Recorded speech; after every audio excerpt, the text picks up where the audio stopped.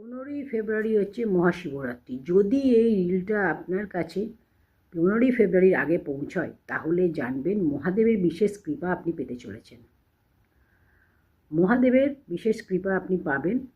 তো এই মন্ত্রটা আপনাকে পাঠ করতে হবে, মহাদেবের রুদ্রবীজ মন্ত্র। এটা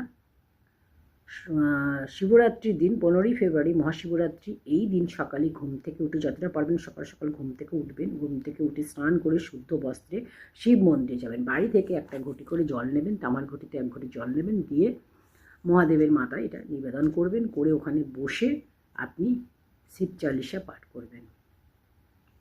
শিব চালিসা পাঠ করে আপনি ওম নমঃ শিবায় পাঠ করবেন। পাঠ করে ওখানে বসে ওম নমো ভগবতে রুদ্রায় নমঃ এটা 108 বার, পারলে 1008 বার পাঠ করুন। দেখবেন আপনি অনেক শক্তিশালী হবেন। আপনার জীবনের সমস্ত বাধা বিপত্তিগুলো কেটে যাবে, যে কোনো কাজে অবস্ট্রাগলগুলো কেটে যাবে। আপনার জীবনে কোনো রকম কোনো বাধা থাকবে না। আপনার জীবনে উন্নতি হবে। মহাদেবের কৃপা, বিশেষ কৃপা আপনি পাবেন এবং আপনি একজন শক্তিশালী ব্যক্তি হবেন। আপনার যা কিছু সমস্যা রয়েছে সব সমস্যার সমাধান হবে। অবশ্যই করে দেখুন, খুব ভালো ফল আপনি পাবেন। কমেন্টে অবশ্যই লিখে যাবেন ওম নমঃ ভগবতে রুদ্রায় নমঃ।